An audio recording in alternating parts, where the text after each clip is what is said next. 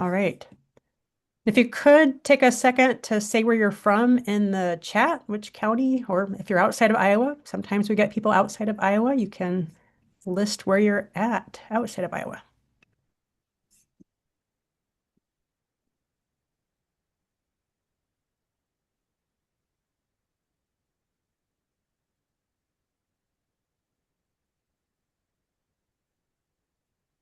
All right, we have a couple of folks from Madison County, Iowa, Warren County, Monroe County, Fayette County.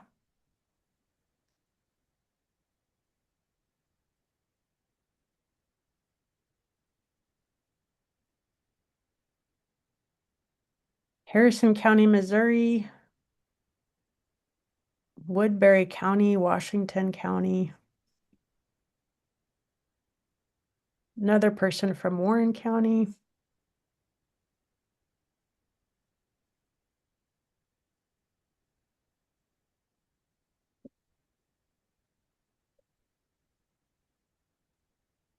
All right. Well, I'm Kristine Nemec. I manage the Iowa Roadside Management Program at the University of Northern Iowa Tallgrass Prairie Center. As I mentioned, this is the second of our two annual Roadside Vegetation 101 webinars. So first to present will be Kody Unstad, who's associated with the LRTF as an assistant there, and he'll be presenting about the resources that the Iowa Living Roadway Trust Fund can provide to counties. So take it away, Kody. Hi, so today I'm going to give an overview of Iowa's Living Roadway Trust Fund program and some of the resources available through it. So Kristine said, my name is Kody Unstad. I am the program assistant for the Living Roadway Trust Fund. I actually work for a consulting firm, Felsberg Holton Ulevig or FHU, but we have a contract with Iowa DOT to provide program assistance for the Living Roadway Trust Fund as needed. And so the actual program coordinator for the Living Roadway Trust Fund is Tara Van Was, who is based out of the Iowa Department of Transportation headquarters in Ames, Iowa. And I'll have contact information for both of us at the end of my slides. So to start with, I'll go through a little bit of Iowa history that led to the creation of the Living Roadway Trust Fund. So beginning around 1830, the Tallgrass Prairie underwent one of the most drastic land transformations in human history. So using the steel plow, European settlers converted much of the North American prairie into farmland. This conversion was even more pronounced in Iowa than many other areas because 80% of the land cover in Iowa had been prairie. And today, around 1/10 of 1% of the original prairie remains in Iowa. So the tallgrass prairie has become one of the most endangered ecosystems in the world, even more endangered than the rainforest. Skip ahead to the mid 1970s when there's a fuel shortage, a rise in fuel prices, which generated nationwide investigations into how to save money spent on fuel. And the Iowa DOT, being one of the largest landowners in the state of Iowa, conducted its own cost-cutting investigations. Now, up to this point, roadsides in Iowa were extensively mowed and blanket sprayed with herbicides, which obviously takes a lot of fuel to do. So this method of roadside management was often too costly to implement on a regular basis. The sprayings were frequently ineffective at controlling invasive species, and the excessive spraying had the negative effect of increasing surface water contamination. So as a result, Iowa implemented one of the nation's first integrated roadside vegetation management programs, or IRVM. Now, the goal of IRVM program was to provide an alternative to these typical roadside management practices. IRVM emphasizes the use of native vegetation, promotes targeted use of herbicides to control invasives. It can help cut costs by reducing the amount of mowing and herbicide application needed in roadsides, while at the same time improving water quality and increasing wildlife habitat. So then in the 1980s, there was legislative action that established the Living Roadway Trust Fund program to provide funding to support and expand the practices of managing roadside vegetation using IRVM principles. And so the legislation established a grant program to help cities, counties, and other agencies implement IRVM. The legislation also provided the initial funding for a roadside vegetation office housed within the Iowa DOT. In November of 1989, the first LRTF coordinator was hired, so the program has been around for over 35 years now. So Iowa is very unique in having a program like Living Roadway Trust Fund, which I'm going to refer to as LRTF from here on out. So in 1988, the Iowa legislature established LRTF within the Iowa Code. It's 314.21 if you ever want to look it up. The Living Roadway Trust Fund was created in the Office of the Treasurer of State. The Iowa Department of Transportation administers this fund. The objective is to ensure that roadside vegetation is preserved, planted, and maintained to be safe, visually interesting, ecologically integrated, and useful for many purposes. So that's some of the exact language from the Iowa Code. So funding for LRTF comes from three different sources. The first source is the Road Use Tax Fund. This is a flat rate of $250,000 per year. The second source is utility access fees. These are fees the utility companies pay to use the freeway right of way. This amount can fluctuate from year to year, but averages approximately $150,000 coming to LRTF. And then the third source is REAP, which hopefully many of you have heard of, the Resource Enhancement Protection Fund. You see the pie chart there. REAP provides 3% of its annual funding, plus a percentage of REAP license plate fees to LRTF. So this amounts to approximately $350,000, plus whatever the license plate fees end up being, depending on how many people get them each year. And so between these three sources, while it's variable, the total annual funding is around $750,000. For the upcoming fiscal year, 2027, the total amount's actually a little higher. It's approximately $1 million, and that's just because it includes about 250,000 of unused funds from previous years that are being rolled over and combined with those annual funding sources. Now, Iowa Code specifies how the funds are allocated between state, counties, and cities, with 47.5% going to the state, 32.5% going to counties, and 20% going to cities.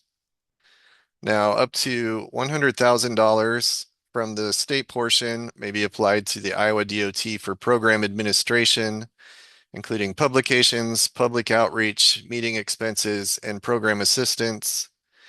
And then 75,000 from the county portion goes to University of Northern Iowa to fund the state roadside specialist position. And this position coordinates educational outreach and helps counties with starting up integrated roadside management programs. And Kristine will get more into that in her presentation. So working through many partners in Iowa, LRTF uses these funds to support IRVM programs and educate the public on the benefits, use, and care of roadside vegetation, including the use of native plants. So this is accomplished through four primary methods. Grants, which are administered by the Iowa DOT. The annual grant program provides funding for IRVM activities or equipment related to implementing IRVM activities.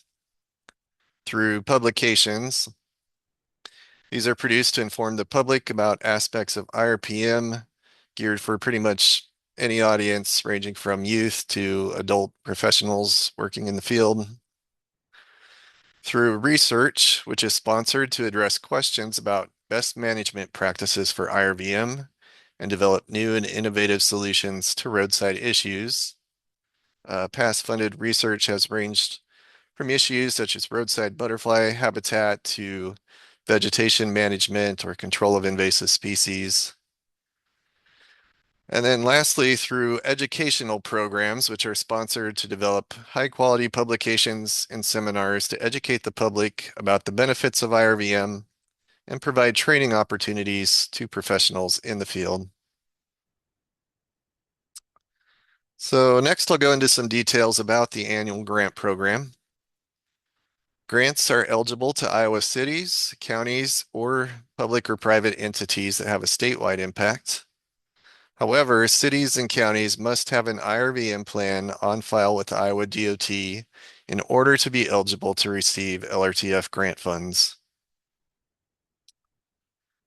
So what goes into an IRVM plan? Basically, you can look at it as creating a business plan or a guidebook for your specific county or city on how to approach managing vegetation along your roadsides. Some reasons for creating an IRVM plan. It helps identify your city or county's goals for the IRVM program. Having a plan in place helps when there are staff changes so the program can continue to move forward towards those goals. And example goals could be to save money or reduce noxious weeds. It helps with record keeping by documenting why the plan was first adopted. As it's updated throughout the years, it will show how your program's focus may have changed over time. It will also provide consistency through staff changes who can go back and look at the program history. It will help guide decision making. The plan will establish a management hierarchy, including defining the Board of Supervisors' role in overseeing the program in counties. It will clearly state who makes certain decisions within the program. And then the plan should also reference local laws and regulations. Examples are mowing laws, herbicide spraying laws, at-risk species, noxious weeds, winter maintenance, removal of obstructions in the right-of-way. And then the plan should reference local permitting processes, include permit application forms as well. The program operations section of the plan explains what to do and when to do it, such as annual operations, also training, such as for safety, fire, herbicide application licenses, can also be included in this section. The methods section of the plan should state your county's approach to vegetation establishment and maintenance, and once created, can serve as a great guide for new employees. The IRVM plan will include storage plans for seed, erosion control, materials, and storage plans for chemicals. Will identify the limits of what you can order, obtain, and store without having to make other arrangements. The plan identifies your annual budget, could also include a summary of what was spent the prior year. The budget can help demonstrate how IRVM is working in cutting costs for your county, because we like to emphasize that IRVM is intended to be cost effective in addition to being environmentally sound management alternative. And so that cost effectiveness should hopefully be reflected in your budget. And if you're unsure if your county or city already has a plan, or if it does have a plan, when it was last updated, you can always reach out to LRTF. And then once a plan's created, it's supposed to be updated every 5 years. So additionally, we now have a Microsoft Word document that serves as both guidance and a template for creating plans. So each required section has text describing what should go in that section. If you use the correct fonts, it'll automatically generate a table of contents.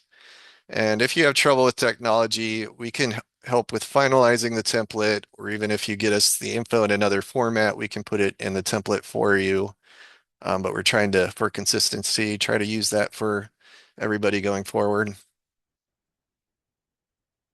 So back to the grant program. In addition to having a plan on file, your grant applications must be related to the goals of IRVM. And these goals come from the Iowa Code that I mentioned before, and they're summarized here. Basically, to establish diverse stands of native plants in roadside rights of way, reduce erosion, enhance rainfall infiltration, create habitat for pollinators, nesting birds, other wildlife, provide more aesthetically pleasing roadsides, maintain a safe travel environment on roadsides, and reduce roadside maintenance by establishing a strong plant community using Iowa's native vegetation with a goal of mowing less and using less herbicide. If you submit an application, but it's not clear how it relates to these goals, then it's probably not going to be funded. Some other requirements and information for grants. Proposed projects must be located on city, county, or state right-of-way or on public land immediately adjacent to the right-of-way. They require a cash or in-kind matching contribution of 20% or the maximum allowable amount of the grant, whichever is less. However, research and education projects don't require any matching funds. Maximum funding amounts vary based on project type or equipment type, and these are listed in the funding guidelines, which you can download from the LRTF website. And then regarding the reimbursement program, you are not allowed to spend money on a project until a contract agreement is signed by both the applicant and the DOT. In this coming year, there will be a new web-based system available for applying for your reimbursement. Now, there are a number of categories that can be funded through the LRTF grant program, which are listed here, and I'll run through and give a brief overview of each. Demonstration projects must be designed to show the positive aspects of IRVM and document the benefits of using native plants in roadsides. These projects should be highly visible to the public and allow for an educational component such as signage. Education projects inform project participants and the general public about the use of native plants as an integral component of IRBM. Funding can be provided for seminars, conferences, classroom instruction, or other related opportunities. Funding may also be provided for costs associated with producing educational signage, displays, newsletters, books, and brochures. Outdoor learning environments are projects which are developed for teaching and related educational purposes on public properties. And they're eligible to be funded through a separate outdoor learning environment grant process of LRTF, so not through our standard annual grant program. This is a three-phase grant process that's intended to build a network of support for projects that are designed, installed, established, and maintained to be a long-term resource, and they are typically affiliated with schools. Grants can be written for electronic equipment, communications equipment such as two-way radios or intercoms used during prescribed burns or herbicide application or hydroseeding. It also includes GPS equipment and software such as spray loggers. Specialized equipment needed to establish alternative forms of roadside vegetation. Examples include mulchers, blowers, herbicide equipments, mowers, wood chippers, seeding equipments, broadcast seeders, cultipackers, drop seeders, hydro seeders, no-till drills, soil prep equipment, UTVs, and heavy-duty trucks equipped for hydro seeding or spraying. There are gateway community entryways and scenic value protection and enhancement projects. So gateway and roadside plantings must be located on or adjacent to right-of-way or public land immediately adjacent to right-of-way. The project must use predominantly native vegetation. And then scenic value protection is rare and held to a higher standard, but LRTF can assist in acquiring properties that demonstrate a significant ecological value and directly connect to the work of a local IRVM program. Planning, design, and professional services that require the assistance of a third-party professional are eligible for funding. Planning and design professionals must be licensed in the state of Iowa to use them, though. Research projects must address current issues surrounding the practice of IRVM. Research projects are generally conducted through university and college sponsors, but can be done by specialized private firms or individuals as long as they have the appropriate qualifications. To effectively implement IRVM, roadside departments need baseline information about roadside conditions.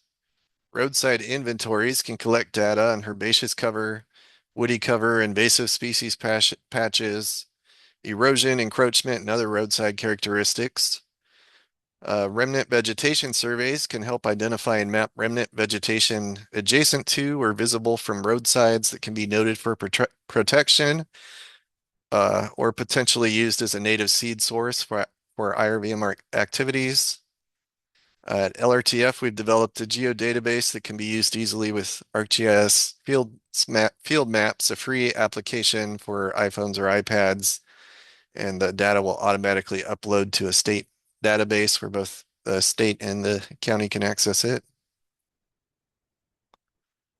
Special staff training, registration and expenses for seminars, conferences, and training sessions related to IRVM are all eligible for funding. And then other related projects, which kind of keeps options open that are applicable to IRVM, but not specifically called out elsewhere. Some previous examples that have been funded include equipment storage facilities and climate-controlled seed storage facilities and herbicide storage facilities. So the application deadline is June 1st at 4 p.m. That's the case every year, and it's the same this year. And that's will be for the next fiscal year, 2027. As previously mentioned, cities and counties will need an IRVM plan on file by this date. Make sure you look through the funding guidelines before starting on your application, which again, you can get from the LRTF website. The funding guidelines are your number one source for grant information. It has details about what's required in the application for each specific project type, limitations on funding amounts, and information on how grants are scored. The website is shown there, iowodot.gov/LRTF/grants. There's also an instructional video on the website that walks through the application process, which is all done online. The application for the next grant cycle is not active yet, but I expect that it will be early in 2026. And then the Technical Advisory Committee reviews grant applications. Committee has representatives from the utility industry, the Iowa Academy of Sciences, county governments, city governments, the private sector, including community interest groups, soil conservation interests, Department of Natural Resources, county conservation boards. So a whole wide variety of expertise providing input into the grant program and helping select which grants get funded. So the last thing I wanted to cover, LRTF has a variety of publications, including guidebooks and educational posters, and all of these are available at no charge. Just visit the LRTF website to order. If you have a large order of an item, let Tara, who I mentioned earlier, know in advance so there's extra time to print materials if needed. And with that, just want to emphasize again that I was very unique and lucky in having a program like the Living Roadway Trust Fund designated in its state code. So I could encourage you to take advantage of all it has to offer to benefit your communities. And you can copy down or take a screenshot of our contact info there. But thank you.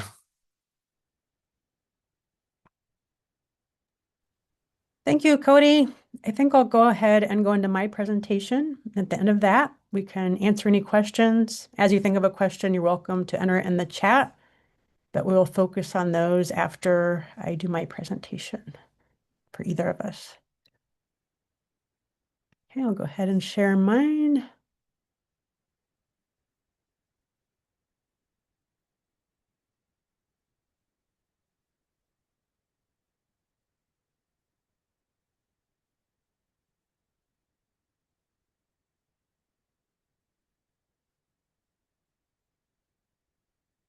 Okay. Well, the first step to getting a program is to file that IRVM plan with the DOT. As Kody mentioned, not only can a county or city apply for LRTF grants, they can also get free native seed for their roadsides, just the roadside right-of-way, not trails, but secondary road right-of-way. If you have that plan on file, you can request free seed from my office. Most of the counties use hydro seeding to seed along their roadsides. It just makes a lot of sense for these steep slopes. It's safer. That can result in good establishment if you have a good seed mix and know what you're doing with the hydro seeding. This is a nice photo from Dallas County illustrating what this looks like. Since 1998, my office here at the UNI Tallgrass Prairie Center has received a grant. It's usually a federal grant, not always, but usually a federal or it might be a state grant. One year we got it from a nonprofit organization. But consistently we've been getting this grant so we can purchase the seed for counties and cities that has a value of around $160 to $350 an acre. So this is a really good value for counties. The minimum that most counties order is 10 acres. You have a year and a half to plant it.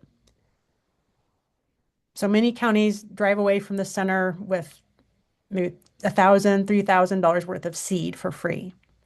Once a year, every fall, I'll ask all the counties with a plan, how many acres do you think you'll need next year? How many acres do you think you'll pick up in the spring? And they respond, they fill out a form. And then every spring, there's a 2-day period where the counties can come and pick up their seed and take it back and have until December of the following year to get it in the ground. So this just shows how many species are on those seed mixes. They're very good mixes with anywhere from around 30 to 45, 50 species, depending on which kind of the two that the county wants.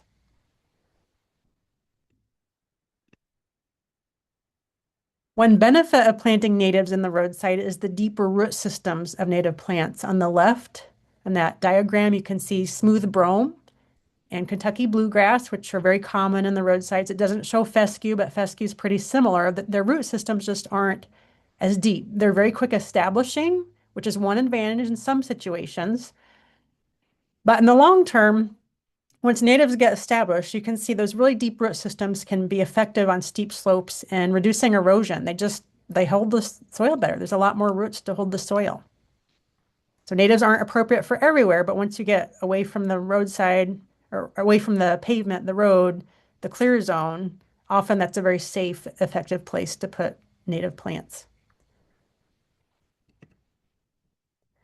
So some people are hesitant to use native plants because they say, well, it takes them so long to grow. What happens in the meantime? Well, we have an answer for that. The roadside managers usually plant some kind of quick establishing, what we call nurse crop or maybe cover crop, some kind of quick establishing plant such as winter wheat, oats, annual rye, and whatever time of year that the mix is seeded, some of these species will be more appropriate for other times or other sites. But these are the three most common. It's nurse plants or nurse species that are used. They're included in the native seed mixes. So there's some coverage while those native plants are getting their roots down in the ground, where they're slowly developing their roots. So that helps reduce erosion and show the public and everyone that, oh, there's something green here growing. There's some stabilization while the native plants are getting started. So these are 3 native species that do grow fairly fast. So the second growing season after you've planted them, the year after you've planted the species, these ones are already doing pretty well. So you already get some coverage with these plants. Canada wild rye, Side oats grama, those are 2 grasses that are usually used. And then black-eyed Susan is nice because it adds some color. It has that nice wildflower color and it helps pollinators and all that, all the benefits you get from wildflowers. But it shows that this is an intentional seed mix and adds that early color from the native plants. Can also indicate to the public through signage that this is an intentional planting. Yes, it might look a little messy and weedy for now, but eventually it'll be a prairie.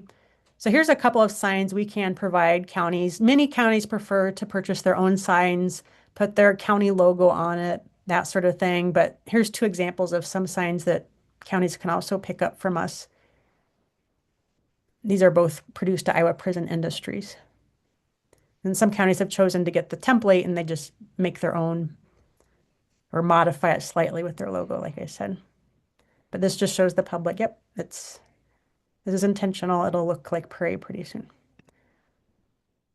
So if you get this free seed in exchange for providing the labor and equipment, to plan it, you also have to turn in reports every 6 months showing where you seeded it. So this can be a paper map, you can scan it. We have an online GIS system where some people prefer to upload the planting locations in GIS. But every 6 months, you have to turn in a form if you've planted, saying where you've planted, will indicate how many acres you planted and how you planted it and all that. And I just like this quote that I heard Minnesota DOT engineer say at a conference where he talks about when we're spending a lot of time needlessly mowing, we could be doing things that would actually help the road to last longer. So that's another benefit of planting natives. Those natives don't have to be mowed as often. Sometimes road safety managers will do what's called establishment mowing, where that very first growing season, they'll mow to kind of knock back the weed competition so the weeds aren't shading out the little native seedlings. So that's done sometimes. But aside from that, once these natives are established after 2, 3 years, of course, they just don't need to be mowed as much as the fescue and the brome and all that. So that frees up more time to focus on other priorities, whatever those might be. But less time mowing just means more time for other things. And again, of course, we acknowledge mowing near the road for safety. That's always a priority. But once you get away from that, further away from the road, then mowing might not be as necessary in some situations.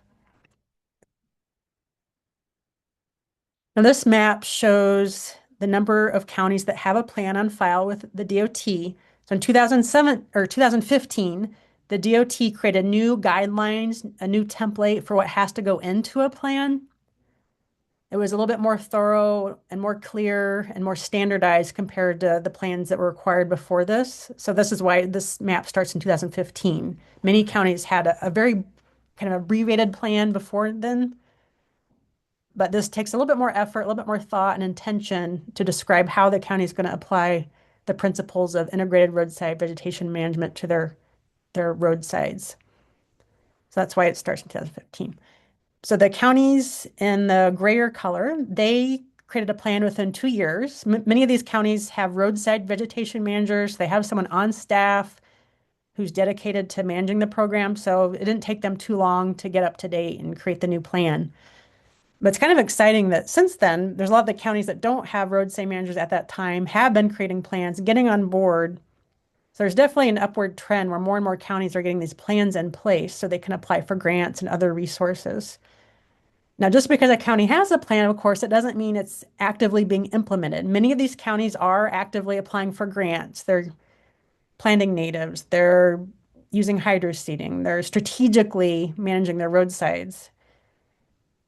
So sometimes they'll get a plan in place, but then realize, well, we don't have the funding to get someone to implement it, or sometimes there's political changes. But the good news is, like, once a county gets a plan on, they tend to eventually implement it when political winds shift, or if they find funding for someone to focus on implementing it. So this is definitely a big first step, though, at least having the plan in place.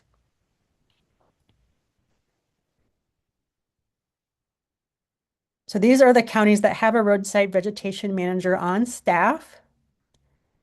The orange counties, their roadside manager works for the secondary roads department. They work directly for the engineer. Green counties, they work for conservation department. There's one county, Wapello County, that at least the latest I heard, it was kind of a blend of working for both secondary roads and conservation. And then the independent counties in gray, the roadside manager works directly for the board of supervisors. Now their office, they might be seated either in conservation or secondary roads, but their supervisor is considered the board of supervisors. So it's up to each county. They get to choose what works best in their situation. As you can see, the secondary roads option is most common. There tends to be a little bit more funding there. It enhances communication with the engineer, but other counties in conservation have found other ways of communicating well with secondary roads. Often their offices might not be too far apart, or they just make sure they're communicating well with the engineering department.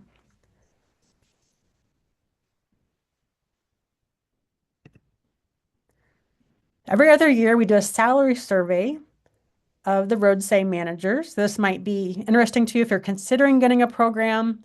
Now, if you have a plan, it doesn't mean you have to get a roadside manager. Sometimes these counties that have active programs, They might have someone in secondary roads or conservation kind of be the designated person, but that's only part of their job. That's not their main job is not necessarily managing roadside vegetation. So you don't have to have a roadside manager, but many counties find it's more effective to have that leadership, to have that designated person who has a lot of time and resources to focus on the roadsides. So we received 47 responses, mostly. If I didn't get a response, there's a few counties where I called the county auditor to get the salary. So I have a pretty complete data set. This is pretty much all the counties with the roadside managers, 47 of them. The average years of experience for roadside managers in this salary survey this year was 10.1 years. This is their experience at the county level. So many of them stick around. The longevity is pretty good for this position at the county level for managing roadside vegetation. People tend to enjoy it.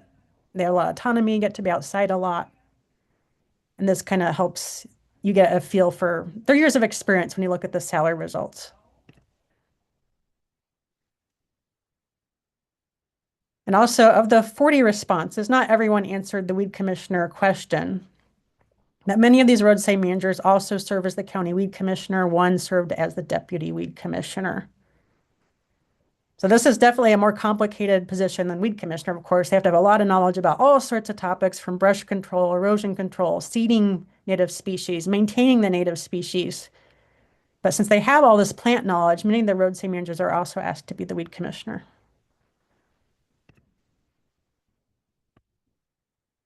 So this breaks down the salaries by department. I was a little surprised. The salary and conservation was only about $1,000 difference from the secondary roads. So I show the range of the salaries for the roadside manager and the median, or basically the middle value in that range, what that is. And no matter where the roadside manager is housed, it tends to be 60,000 to 64,000 for that middle range. But you can see the salary range for lesser experienced people to more experienced people, how that fluctuates according to where they're housed.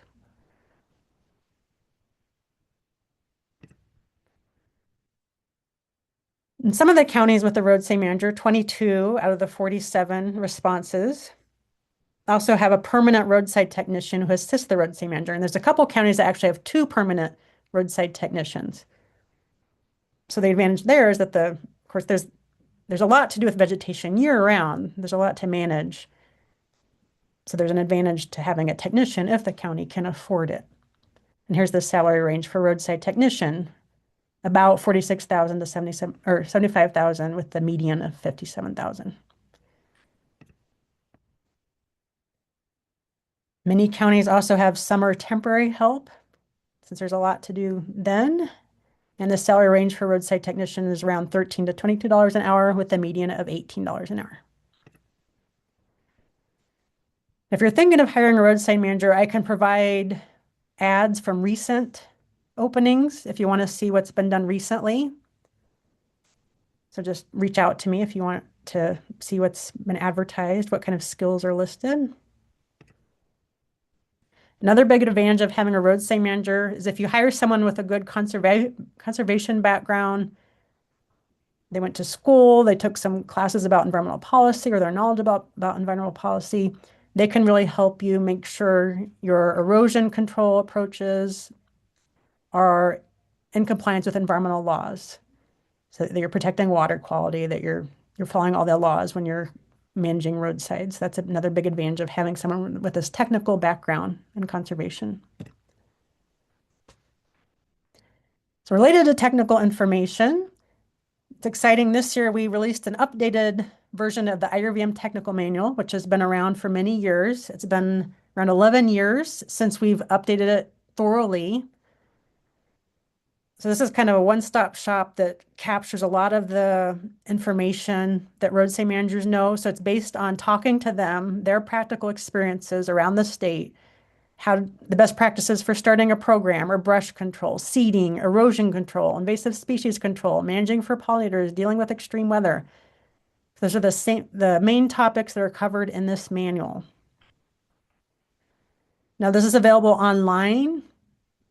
It's as a PDF. You can print it out if you want, put it in a spiral bound notebook. But I also have some spiral bound copies. They're on really good quality paper and it costs around $35 to print. But we have some set aside for counties. So if you're a county employee, just let me know and I can ship you one. And that'll last for a while. But I think eventually we're just going to put it online where people can purchase them because it does take some effort, some money, and we don't want to always be using grant money just to pay for these manuals. But for now, we got some grant money to have some printed. But eventually, I think we'll just have to have people purchase them. But those just got printed this fall, so this is a brand new manual. So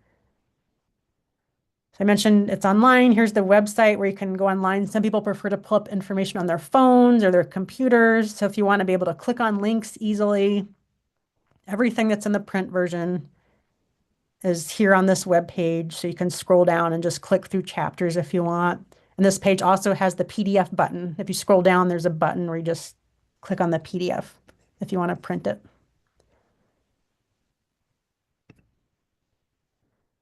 One advantage of this being so new is we have updated vendor listings. I think that's one big advantage of the manual. If you're looking for ideas, if you want to compare prices, this is a great way to do research. If you're applying for an LRTF grant, you can call different companies, especially equipment like hydro seeders. You'll get an idea, well, who can I call and compare prices and explain why I decided to go with this company in my LRTF grant. Because a thoroughly written LRTF grant is going to make you a lot more competitive if you can say why we want to go with this piece of equipment. And I'm on the committee, I review grants, and if you can explain why this particular piece, why this cost is worth it, that's definitely a big advantage. Some other resources that might be helpful to you. I organize 2 meetings a year, 2 in-person meetings. One is the Association for Integrated Roadside Management meeting. This is sort of like an extended business meeting for the roadside managers. But if you're interested in starting a program, this can be a good place to come and network and just talk to other people.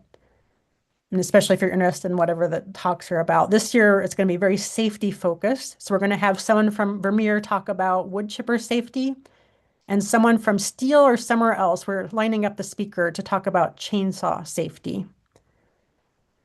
And this will be February 18th at Prairie Meadows in Altoona from 9 in the morning till 2 or 3 p.m. We usually end at 2, but because we're doing these interactive kind of safety trainings, we might go until 3 this year. But I'll have information that I'll send out to the county engineers and conservation and all those folks.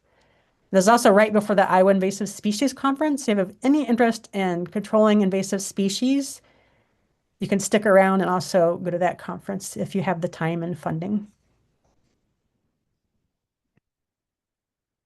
The annual Roadside Conference is rotated around the state. Next year, it's going to be October 7th through 9th in Carroll. Thursday afternoon, we always have a field trip, and Thursday morning and Friday morning of that conference, we also have talks. The day before, we have the business meeting, and there's also a golf tournament. And that's another great way. This attracts a broader variety of people. So a firm meeting is pretty much just for the roadside managers or anyone interested in getting a program. There's no vendors, but the Roadside Conference, like many conferences, has vendors. And it attracts people from maybe county conservation, more of the public. So it's more open to anyone who's interested in roadsides. We should get around 120, 130 people attending the Roadside Conference. You don't have to have a program or anything to attend the conference or firm meeting or belong to this Google group. I maintain an email list. So if you just want to be kept in the loop about roadside news, just let me know. I can sign you up for the email list. On average, there's maybe 1 or 4 emails that comes out a month. This is just an example. Someone might say, hey, I want to get some opinions about this piece of equipment we're thinking of buying, or there might be emails about surveys or upcoming events or job openings. Those are the types of things that go to the email list. Another resource I'd like to mention, Trees Forever has some really nice webinars related to roadsides and also just native plants in general or other conservation topics relevant to Iowa. Here's a couple of ones that you might be interested in. One is a webinar on managing invasive species in prairies and roadsides by Chris Hensey. Chris Hensey is the Johnson County roadside manager. He's extremely knowledgeable. He's going on something like 30 years of experience managing invasive weeds and roadside vegetation. So he's a wealth of knowledge. He did a webinar earlier this year. So you might be interested in going to the Trees Forever YouTube page, looking up his webinar if that's a topic you're interested in. And he's a very dynamic speaker. I mean, as you can see, he uses cute videos. And I mean, there's a dog on the, instead of roadside vegetation on the cover of his presentation, but he likes to use humorous videos, and that's his presentation style. If you like that kind of presentation style, I think he's a very good speaker. Jeff Jensen's another good communicator. He works for Trees Forever, and he helps small towns with their plans. So I work more with the counties. I do help cities get seed, but Trees Forever helps the DOT get cities on board with how they can create a roadside plan. So just as for your knowledge, if you know of a small town that might benefit or be interested, here's a nice webinar for small towns to watch. Another resource I provide is a monthly e-newsletter called Roaders Digest.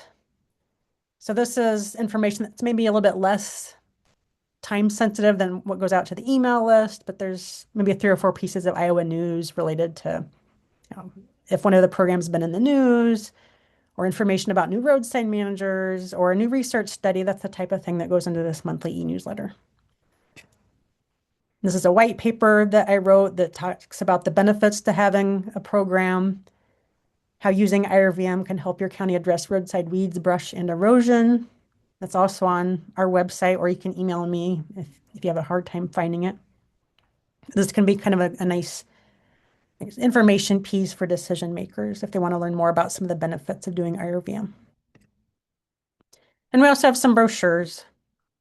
We have PDFs, or I can email you copies if you want. Sometimes people want to distribute some of these paper copies to people in their county if they're trying to get a program going. So there's one about roadside programs, landowners and roadsides, Iowa's mowing law, roadsides for bees and butterflies, and the importance of seed storage.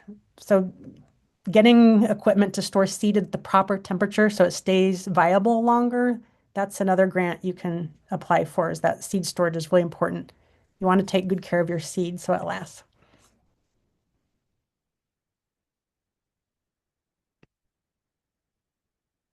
So that's a summary of some of the resources my office can provide in addition to what you can get through the DOT. This is the web page on the Tallgrass Prairie Center website, my email and phone number. We do have social media if you like social media. We have a Facebook page, Instagram page, and a YouTube page. All right, so it looks like we have about 12 minutes left. So maybe I will stop sharing. I can give you a moment to write down that information if you want, or take a screenshot.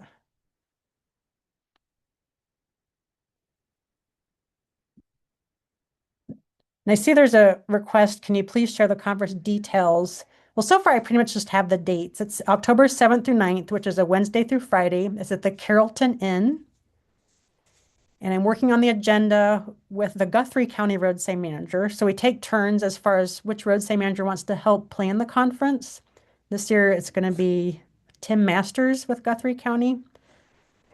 So I don't have like the details of the registration or anything. Registration usually opens in early July. But I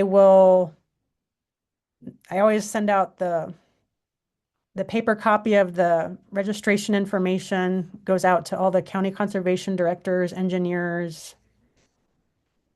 So hopefully you should be getting that if you're associated with a county.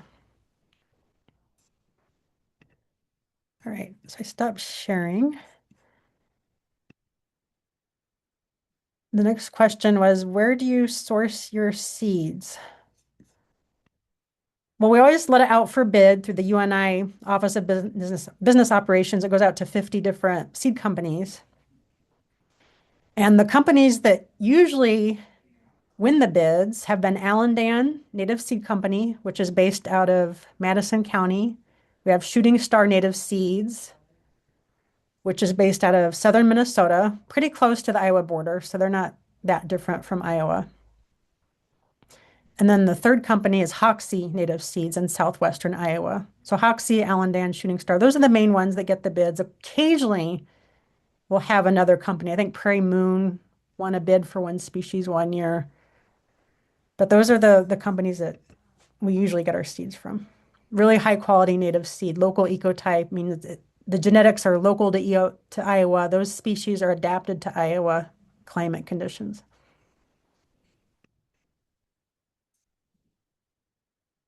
Are there any questions for Kody or me about the grants or the grant process?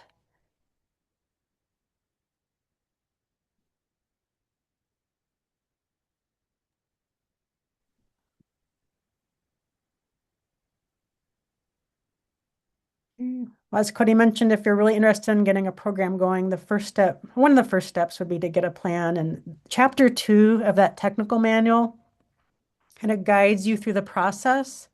It has ideas for how to approach talking to the county board of supervisors or different kinds of groups you might want to get on your side, and just generally the whole process for approaching developing a program. It has ideas. I mean, it's up to you, whatever works for your county or situation. Okay, are the grants available for nonprofits? Well, I guess I can let Kody expand on this more. I know nonprofits have gotten some of those grants, but I don't know if you have much to say about that, Kody. Uh, yeah, they're available for nonprofits as long as they kind of meet the criteria I talked about for one of those funding categories, where you can get the funding guidelines and read more in detail about the different grant types. But uh, it, if it, meets the guidelines and promotes IRBN, then yeah, it's available to nonprofits, especially for like the educational. I mean, I don't know what type of nonprofit you're talking about, but for educational or potentially research or a lot of those different grant types. But the answer to your question is yes. And the competition for the grants kind of varies a little bit year to year, has been my experience on the committee too. Whether you're a nonprofit or state or county, it just depends on how many people apply and the quality of the grant applications and all that. But usually they're fairly competitive as grant programs go. I mean, something like 75 to 80% of applicants have gotten grants in some years.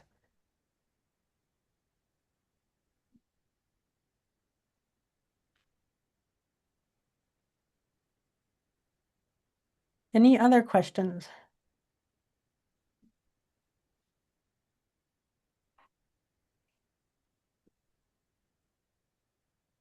All right. We're not seeing any other questions, but you're always welcome to reach out to either one of us. We have a lot of good information we can share, and we're certainly happy to help if you get involved and learn more, whatever works for your county. But thank you for your time today.